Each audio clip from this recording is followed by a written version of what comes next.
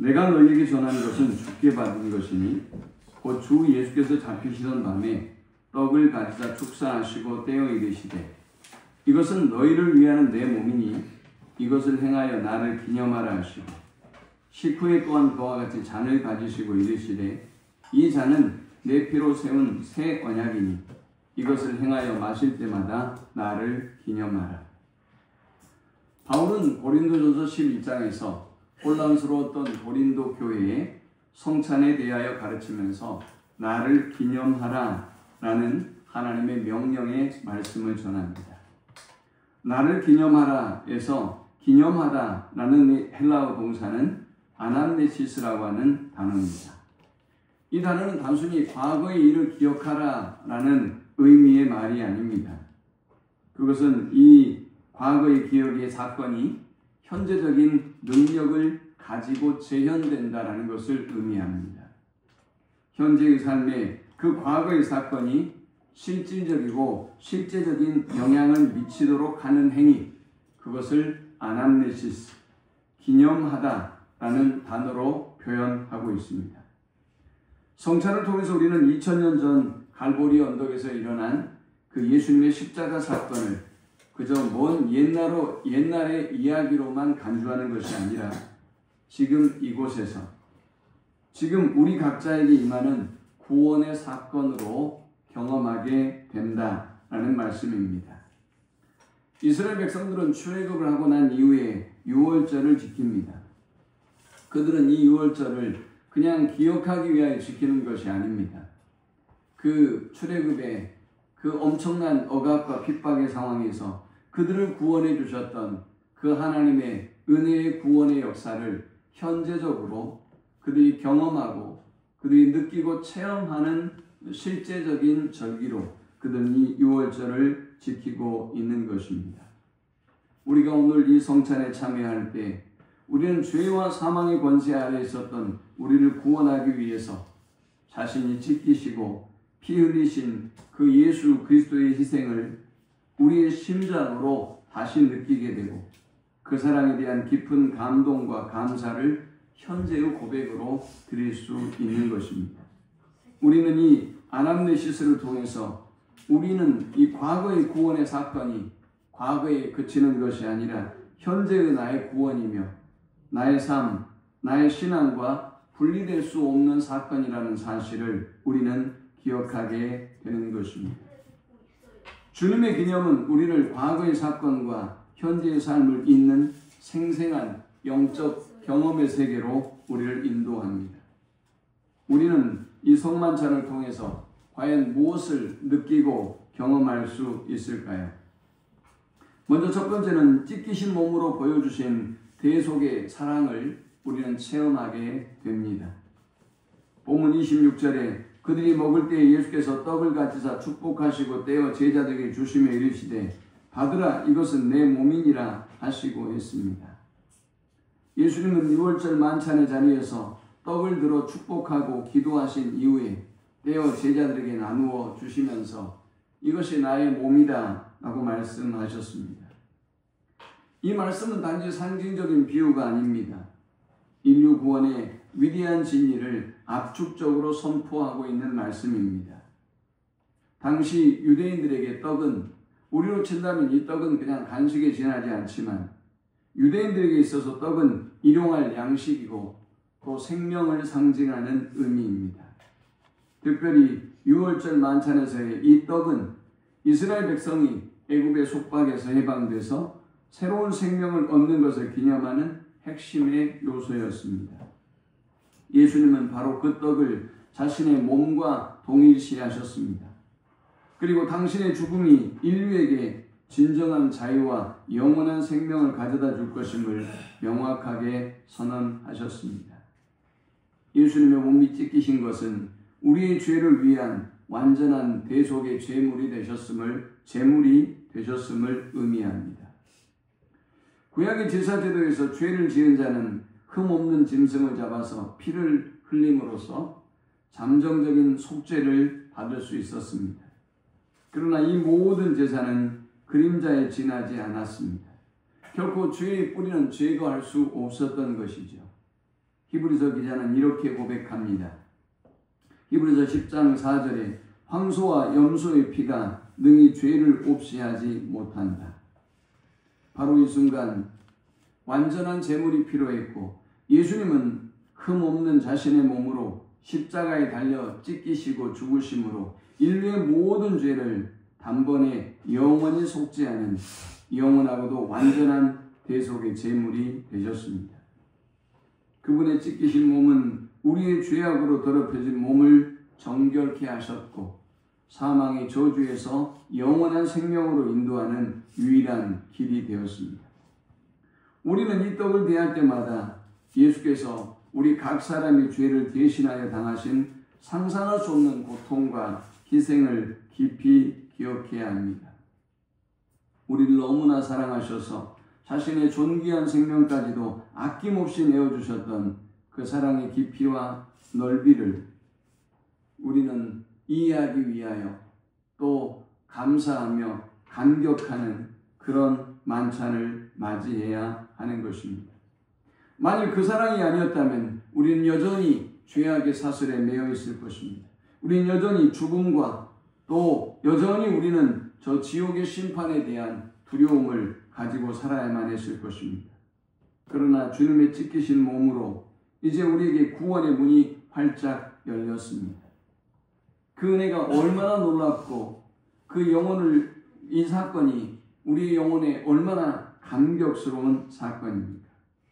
성찬의 떡을 통해 예수님은 우리가 대속의 희생을 그 순간에만 기억하는 것이 아니라 오늘 우리가 실제적으로 경험하고 체험하기를 원합니다. 그리고 그 사랑에 한없는 감사와 온전한 경배를 드리기를 원합니다. 지금 우리뿐만이 아니라 이 다음 미래의 세대에게도 이 십자가의 놀라운 은혜와 사랑을 성만찬을 통해서 누리게 하기를 원하십니다. 예수님은 떡을 떼어주시면서 받으라 라고 명령하셨습니다. 이 명령은 단순히 물리적으로 떡을 받는 행위를 넘어섭니다. 이것은 예수님의 찢기신 몸이 이루신 대속의 은혜와 영원한 구원을 믿음으로 받아들이라는 지엄한 초청입니다. 우리가 이 떡을 먹는다는 것은 예수님의 희생을 우리의 구주로 고백하고 그분과 영적으로 온전히 연합하며 그분 안에 있는 생명을 우리의 것으로 삼는 신앙의 고백적 행위가 되는 것입니다. 그러므로 사랑하는 여러분, 오늘 우리는 이 성찬의 떡을 대하면서 주께서 친히 나를 위해 몸을 찢으셨음을 믿음으로 고백하며 그 사랑 안에 깊이 거하는 참된 축복을 누리시기를 간절히 소망합니다. 저희 부모님은 농부였습니다. 어부이자 농부로 얼마나 험난한 많은 일들을 하셨는지 모릅니다. 손이 갈라지고 저것이 정말 사람의 손인가 사람의 발인가 라고 느낄 만큼 거칠고 그리고 갈라져 있었습니다. 그들만을 위한 삶은 아니었을 것입니다. 그들의 그 숭고한 희생과 그 헌신이 오늘 자녀들을 있게 했고 오늘 우리 세대를 있게 만들었습니다. 부모의 갈라진 그 손과 굽어진 허리를 바라보며 감사하지 않는 자녀가 있다면 글쎄요, 사람이라고 할 수 있을까요? 그런데 우리 주님이 보여주신 그 희생과 사랑은 여러분의 부모가 보여주었던 그 사랑과 희생에 비교해 본다면 상상할 수 없는 희생입니다. 주님은 그의 몸을 찢으시면서 우리에게 영원한 생명을 주셨습니다. 두 번째 우리가 이 성만찬을 대하면서 기억해야 할 사실은 피로 맺은 새 언약의 사랑을 기억해야 합니다. 27절, 28절에 보니까 또 잔을 가지사 감사 기도하시고 그들에게 주시며 이르시되 너희가 다 이것을 마시라. 이것은 죄사함을 얻게 하려고 많은 사람을 위하여 흘리는 바 나의 피 곧 언약의 피니라 라고 했습니다. 주님은 떡을 나누어 주신 이후 다시 잔을 들고 감사하신 이후에 제자들에게 이 피를 나눠주시면서 언약의 피다 라고 분명히 밝히셨습니다. 도대체 언약의 피가 무엇일까요? 구약시대에서는 하나님께서도 이스라엘 백성과 피로 언약을 맺으신 적이 있습니다. 출애굽기 24장에 보면 모세가 백성에게 율법을 선포하고 희생 제물의 피를 뿌려서 언약을 확증하는 장면이 등장합니다. 하지만 이것은 옛 언약이라고 합니다. 이 옛 언약은 짐승의 피로 맺어졌기 때문에 제한적이고 일시적입니다. 백성의 죄와 불순종으로 인해서 또 자주 깨어지고 말았습니다. 그러나 예수님은 자신의 피로 새 언약을 세웠습니다. 이 새 언약은 구약의 위대한 선지자 예레미야가 하나님께서 장차 이스라엘 집과 새 언약을 맺으실 것이라고 이미 예언한 바가 있습니다. 예레미야 31장 31절에서 34절에 보면 이 새 언약은 돌판이 아니라 사람의 마음에 이 하나님의 말씀을 기록할 것이라고 말씀합니다. 그들의 모든 죄를 다시는 기억하지 않으시겠다는 놀라운 약속의 말씀을 주고 있습니다. 예수님은 바로 이 예언의 성취자로 이 땅에 오셨습니다. 그리고 자신의 흠없고 죄 없는 피를 흘리심으로 이 영원하고도 완전한 새 언약을 친히 세우시고 완성하신 것입니다. 예수님의 피로 맺은 새 언약은 이제 우리에게 죄사함이라고 하는 상상할 수 없는 놀라운 은혜의 선물을 베풀어 줍니다. 주님의 흘리신 피는 우리의 모든 죄악을 깨끗하게 씻어낼 수 있는 유일하고도 영원한 속죄의 근원이 됩니다. 이 생명의 피가 우리에게 뿌려짐으로 우리는 과거와 현재와 우리의 미래의 모든 죄로부터 완전히 자유케 되었습니다. 이제 우리는 거룩하신 하나님 앞에 의롭다 칭함을 받는 놀라운 특권과 신분을 누리게 되었습니다. 이제 우리는 다시 죄와 사망의 종이 아니라 하나님을 아버지라고 부를 수 있는 존귀한 자녀가 된 것입니다. 여러분, 이것이 얼마나 크고도 깊고도 감격적인 일입니까? 주님은 그리고 이 새 언약이 우리를 하나님과 영원히 끊을 수 없는 견고한 사랑의 관계로 묶어준다라고 말씀하셨습니다. 옛 언약이 사람의 행위나 노력에 따라 좌우되는 유한한 언약이라고 한 반면 새 언약은 예수 그리스도께서 이루신 예수 그리스도의 완전한 희생을 기초로 하기 때문에 깨어질 수 없는 영원 불변한 언약이며 약속이다라는 것입니다. 그러므로 사랑하는 여러분, 이제 우리는 이 성찬의 잔을 대하면서 예수께서 우리를 새로운 피조물이 되게 하셨고 새 언약 백성으로 우리를 삼아주셨고 이제 새 언약 백성답게 우리는 거룩하게 살아갈 힘과 소망을 얻는 그런 시간이 되어야 하겠습니다. 주님의 피를 기억하며 그 사랑 안에서 매일매일 새롭게 피어나는 복된 삶을 살아가는 주의 자녀들이 될 수 있기를 축원합니다. 마지막 우리는 이 성만찬을 통해서 다시 오실 주님을 소망해야 합니다. 29절에 그러나 너희에게 이르노니 내가 포도나무에서 난 것을 이제부터 내 아버지의 나라에서 새 것으로 너희와 함께 마시는 날까지 마시지 아니하리라 하시니라 했습니다. 이 말씀은 성찬이 단지 과거의 희생만을 기념한 것이 아님을 의미합니다. 성찬은 미래를 향한 명확하고도 확고부동한 소망의 약속임을 우리에게 분명히 보여주고 있습니다. 이제부터 내 아버지의 나라에서 새 것으로 너희와 함께 마시는 날까지 라고 말씀했습니다. 저와 여러분은 저 하나님의 나라에서 이제 주님과 함께 이 성만찬을 참여하는 그 놀라운 복과 은혜를 누리게 될 것이라는 것입니다. 저와 여러분이 오늘 대하는 이 성만찬이 이 땅에서만 끝나는 것이 아니라 오늘 이 자리에서만 끝나는 것이 아니라 내 아버지의 나라에서 새 것으로 너희와 함께 마시는 날이 반드시 임한다는 사실입니다. 그러므로 사랑하는 여러분, 오늘 우리가 함께 나누는 이 성만찬은 여기에서 끝나는 것이 아닙니다.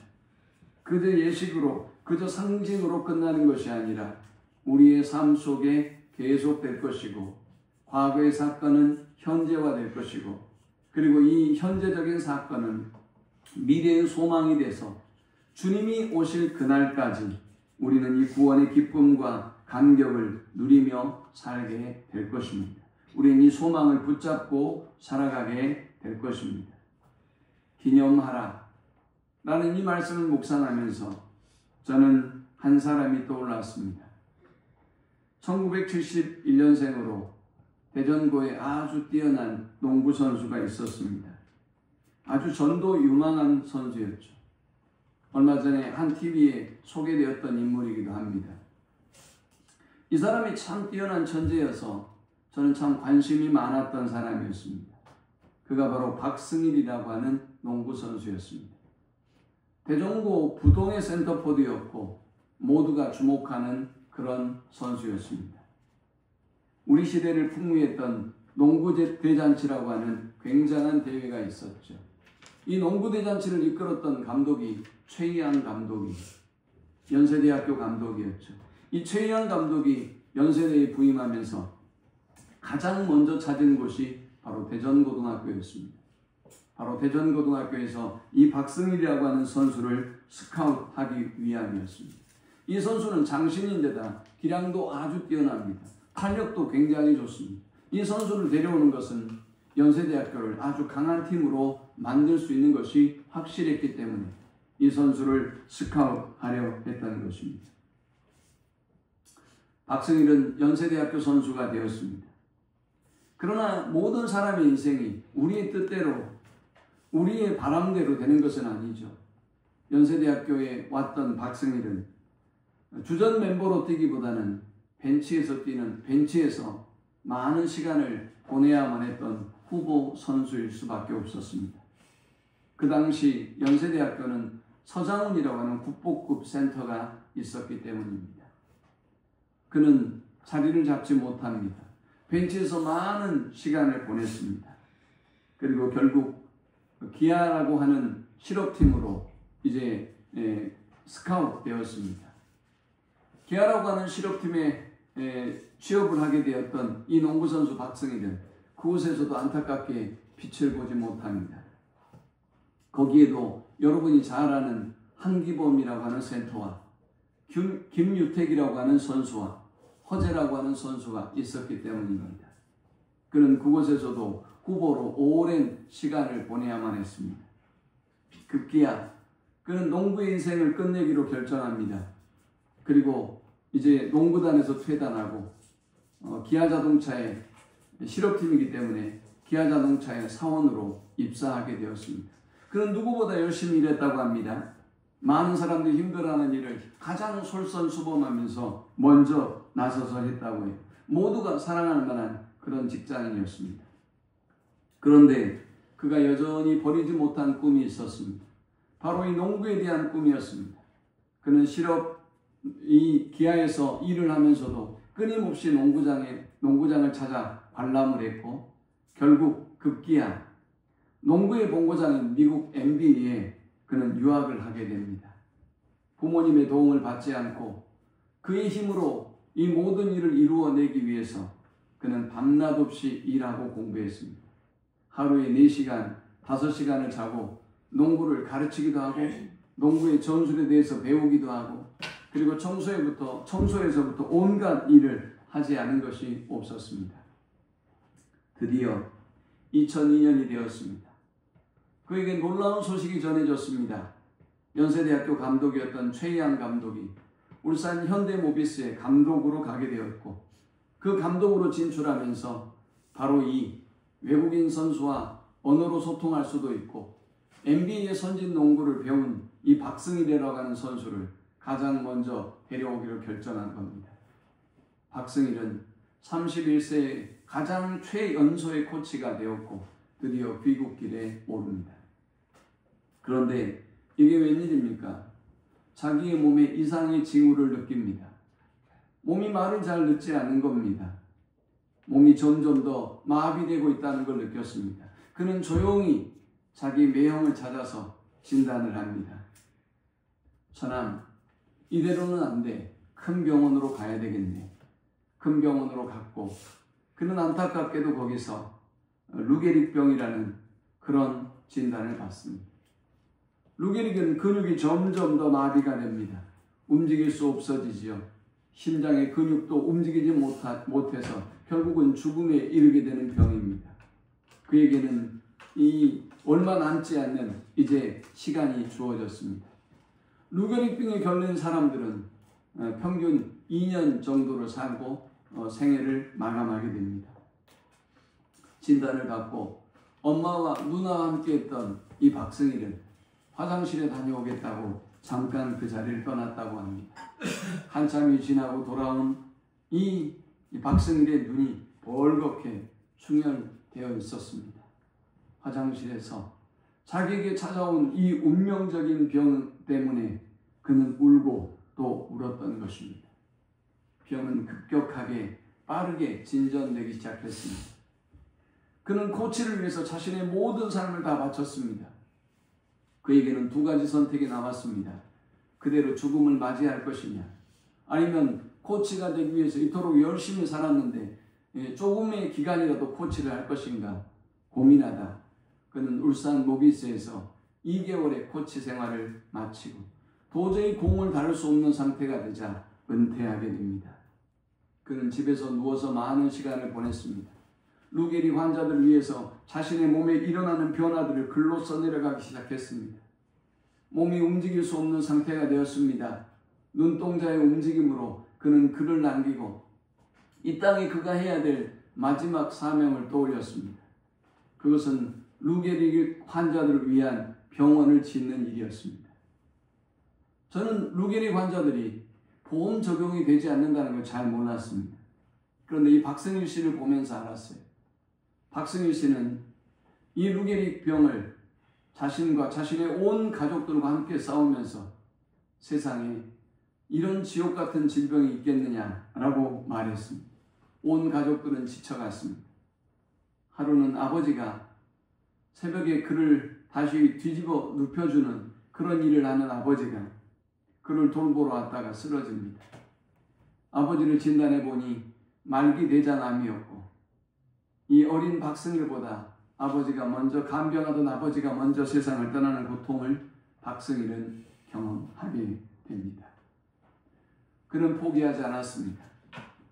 많은 사람들이 그의 소문을 듣고 그의 이야기를 들었고 몸은 불편하지만 연세대학교를 찾아가고 또 기아 프로농구팀을 찾아가고 이 병을 치유할 수 있도록 센터를 건립하는 일을 위에 도와달라고 애를 쓰며 수고합니다.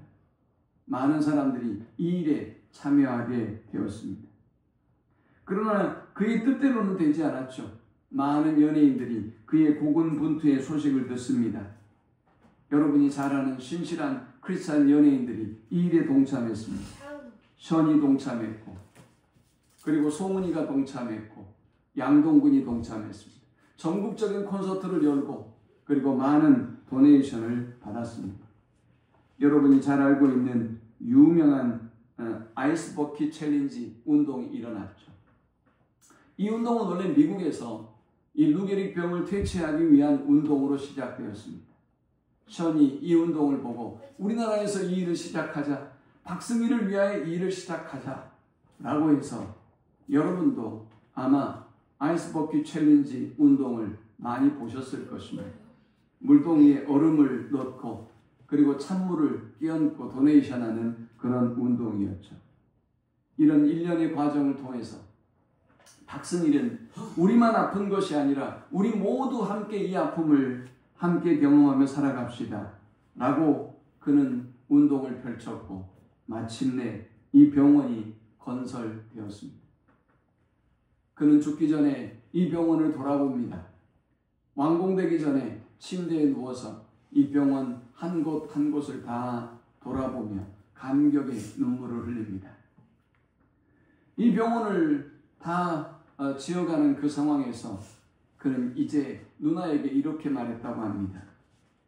누나, 이제 내가 해방되었어 라고 말입니다. 이는 우리 주님이 십자가에 달려서 다 이루었다. 너희의 죄를 모두 다 사하고 너희를 내가 구원했다 라고 말씀하셨던 말씀과 저는 동일한 말씀이 아닐까라는 생각을 합니다. 그는 다 이루었고 이 모든 고민과 그리고 모든 부담으로부터 자유케 되었고 그 이후 6개월 만에 서울대병원에서 그의 삶을 마감하게 되었습니다. 그때가 바로 작년 9월 달이었습니다. 그는 향년 53세의 나이로 무려 23년이라는 시간 동안 루게릭과 싸우고 수많은 사람들에게 희망을 주고 그 병원을 건립해냈습니다. 병원 건립을 위한 꿈을 누나는 적극적으로 반대했습니다. 그때 누워있던 박승일이 눈동자를 돌리며 이런 말을 누나에게 전합니다. 누나 같은 사람 때문에 세상이 발전하지 못하는 거야. 내가 비록 이루지 못하고 죽더라도 내가 시작한 이 일을 기억하는 사람들이 있을 것이고 그들을 통해서 이 일은 완성될 수 있어. 그들을 통해서 세상은 발전하는 거야. 저는 이 박승일의 고백 속에 기념하다라는 단어를 떠올립니다. 기념하다는 과거의 사건이 아니라 과거로 끝나고 머무는 사건이 아니라 그 사건을 현재화하는 것입니다. 그리고 우리 주님이 이루시려고 했던 그 하나님의 나라를, 그 십자가의 구원의 은혜와 감격을 저와 여러분의 삶 속에 실제적으로 누리며 감사하고 경험하는 삶을 사는 것입니다. 그리고 그것으로 끝나는 것이 아니라 다른 사람들이, 우리의 믿음의 후대들이 이 일을 기념해서 이 일을 기억하고 또 경험하고 또 증거해서 많은 사람들이 하나님께 돌아오고 구원을 얻게 하는 것, 그것이 기념하는 일일 것입니다. 우리 주님이 우리에게 기념하라라고 말씀했던 것처럼 박승일이, 이 신실한 크리스천 환자였던 박승일이 결코 포기하지 않고 이 일을 기념할 사람이, 기억할 사람이 있을 것이고 그 일을 통해서 역사는 발전하고 그 일을 통해서 세상은 변화될 것이라고 그렇게 당부했던 것처럼 주님의 이 은혜와 사랑을 기념하고 기억해서 우리도 주님의 나라를 우리의 삶 속에 세워가는 우리 모두가 되실 수 있기를 축원합니다.